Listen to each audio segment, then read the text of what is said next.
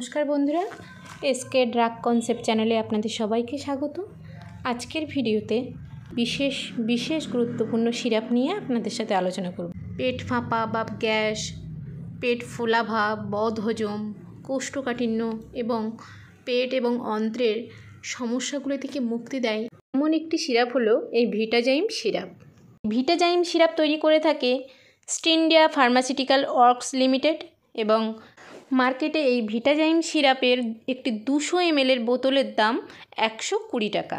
এই ভিটাজাইম সিরাপের উপরে লেখা আছে, আপনারা দেখতে পাচ্ছেন, ফাঙ্গাল ডায়াস্টেজ উইথ কার্মিনেটিভস, অর্থাৎ পাচক এনজাইমের সম্পূরক, যা বদহজম, ক্ষুধামন্দা, পেট ফাঁপা, পেটের অস্বস্তি, কৈলিক ব্যথা, অ্যাসিড, বদহজম, পেটের উপরের অংশে ব্যথা, ক্ষুধাহীনতা চিকিৎসার জন্য এই ভিটাজাইম সিরাপ ব্যবহৃত হয়।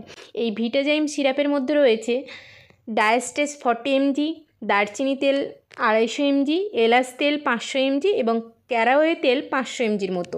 এই ভিটাজাইম সিরাপটি এতগুলি কার্মিনেটিভ এজেন্টের মিশ্রণে তৈরি। এই ভিটাজাইম সিরাপটি যে উপাদানে তৈরি তার মধ্যে একটি হলো ডায়াস্টেজ, যা পাচক এনজাইম, অন্যটি হলো ক্যারাওয়ে অয়েল, অর্থাৎ যা হজম শক্তি উন্নত করে এবং পেট ও অন্ত্রগুলিকে স্পামগুলি থেকে মুক্তি দেয়। অন্য আর একটি উপাদান হলো এলাচ তেল। এই এলাচ তেল অ্যান্টিব্যাকটেরিয়াল, অ্যান্টিসেপটিক এবং অ্যান্টিস্পাসমোডিক এই বৈশিষ্ট্যযুক্ত একটি স্বাদযুক্ত এজেন্ট। এটি ক্ষুধা উৎসাহিত করে এবং বদহজম থেকে মুক্তি দেয়। বন্ধুরা, এবারে বলবো এই হজমের সিরাপগুলি মূলত কিভাবে গ্রহণ করতে হয়।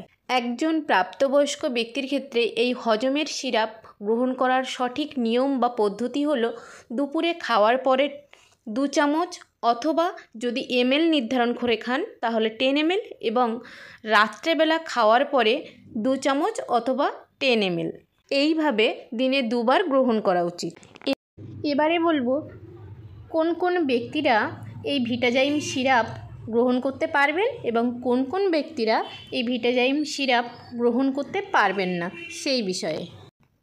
এই ভিটাজাইম সিরাপ এটি সুগার ফ্রি সিরাপ নয়, অর্থাৎ যাদের সুগার আছে তারা এই সিরাপটি গ্রহণ করবেন না। এছাড়াও গর্ভবতী বা স্তনদানকারী মহিলা এবং যাদের সিরাপের বিভিন্ন উপাদানে অ্যালার্জি আছে তারা, আগে থেকে যারা কিডনি বা লিভার রোগের সমস্যা বা পেটের আলসার, ডায়াবেটিস ইত্যাদি সমস্যায় ভুগছেন তারা, এছাড়াও 2-3 সপ্তাহ আগে যাদের অস্ত্রোপচার বা অপারেশন হয়েছে তারা খাওয়ার আগে অবশ্যই ডাক্তারবাবুর সাথে পরামর্শ করে তবেই গ্রহণ করবেন। বন্ধুরা, এই ভিটাজাইম সিরাপের কিছু সাধারণ পার্শ্ব প্রতিক্রিয়া পরিলক্ষিত হয়, তবে তা ক্ষণস্থায়ী। সময়ের সাথে সাথে এগুলি মিলিয়ে যায়। তবে কোনো পার্শ্ব প্রতিক্রিয়া যদি দীর্ঘস্থায়ী হয় তাহলে অবশ্যই আপনি সাথে সাথে সেই সিরাপটি বন্ধ করবেন খাওয়া এবং আপনার ডাক্তারের সাথে অবশ্যই পরামর্শ করবেন। এই পার্শ্ব প্রতিক্রিয়াগুলি হলো যেমন ডায়রিয়া, বমি ভাব, যন্ত্রণাদায়ক প্রস্রাব, পেটে ব্যথা ইত্যাদি। তো বন্ধুরা, এই ছিল আজকের ভিডিও। পরের ভিডিওতে ততক্ষণ বন্ধুরা ভালো থাকবেন, সুস্থ থাকবেন। ধন্যবাদ।